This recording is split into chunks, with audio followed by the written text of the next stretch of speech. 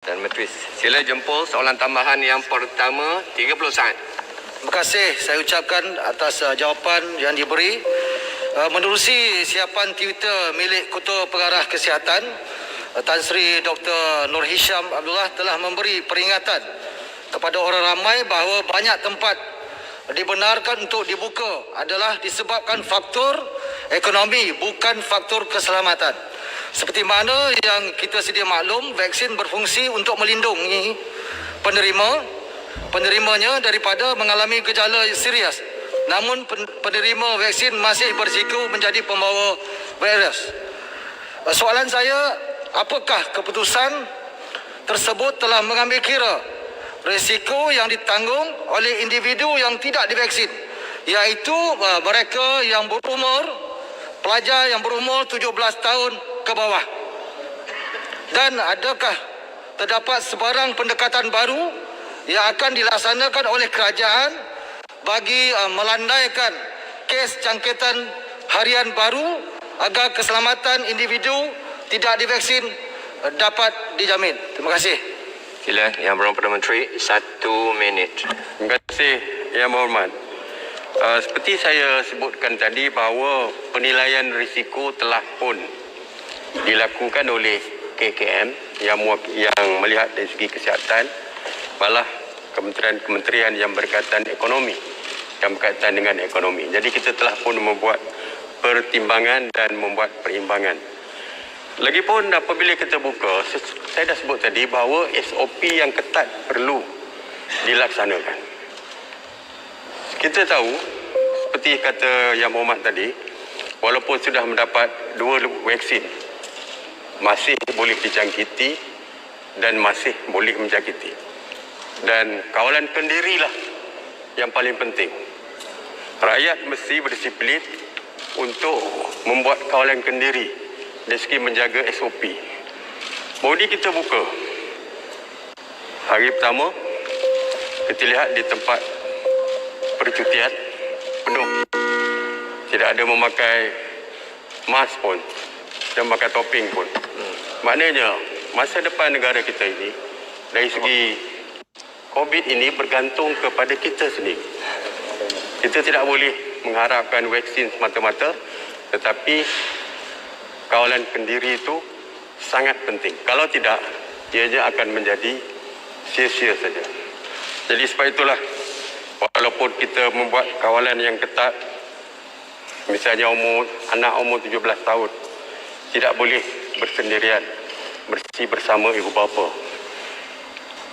Dan mesti tiada gejala, baru boleh keluar. Bagaimanapun, penguatkuasaan dan juga penguatkuasaan oleh pihak kerajaan, tetapi yang to protect diri kita adalah kita sendiri. Seperti yang kita sebutkan selalu bahawa satu hari nanti kita akan hidup bersama COVID-19. We have to live with COVID-19. Jadi untuk keselamatan kita semua, kita yang perlu menjaga diri, keluarga dan masyarakat. Terima kasih.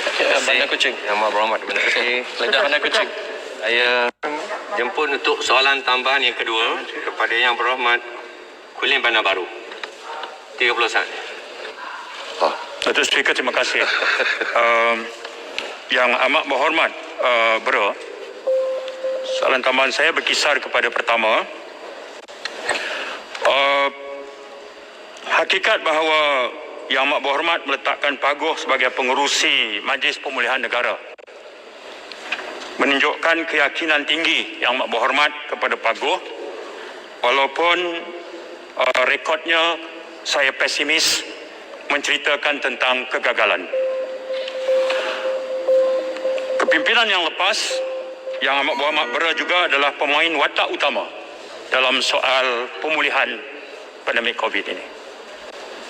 Saya teliti dalam dokumen pemulihan itu, ada 2 kata kunci penting. Yang pertama, setiap keputusan kerajaan akan berpandukan sains dan data. Itu yang pertama. Yang kedua, berdasarkan kepada maqasid syariah. Soalan tambahan saya ialah, mendengar jawapan Yang Amat Berhormat Bera tadi, pertimbangan membuka semula 11 sektor ekonomi berasaskan kepada angka yang divaksinasi, penilaian risiko, SOP ketat, tak boleh lagi kurung rakyat lama-lama, risiko serangan mental dan sebagainya. Di manakah asas sains dan data dan pertimbangan maqasid digunakan? Saya contohkan ya. Maqasid syariah, keutamaan nombor 1 adalah menjaga nyawa. Sains dan data menunjukkan angka kematian masih lagi berlegar kepada 3 digit. Bermaksud angka masih membimbangkan. Kalau pertimbangan berdasar pada maqasid syariah, kenapa mesti dibuka ketika data menunjuk angka kematian masih tinggi? Yang pertama. Yang kedua, sains dan data benar menunjukkan vaksinasi tinggi. Antitesis kepada vaksinasi adalah varian baru.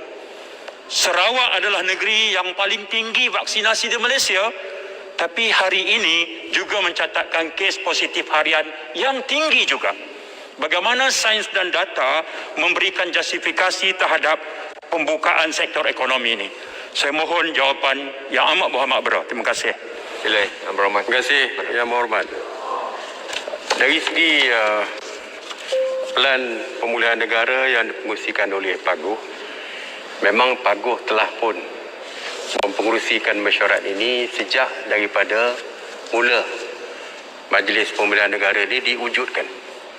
Jadi sebab itu kita memberikan kepercayaan kepada Paguh untuk meneruskan tugas dia. Dan yang keduanya, kita bersandarkan, soalan ini bersandarkan kepada 11 jenis aktiviti ekonomi yang kita benarkan. Ya. Dan seperti kata Yang Berhormat tadi, kita berdasarkan sains dan data yang menunjukkan, iaitu apa yang kita lihat adalah dari segi kluster yang diwujudkan oleh 11 daripada sektor ekonomi yang telah kita buka. Sebagai contoh, ramai yang mengatakan gunting rambut ni bahaya sebab close contact dan sebagainya.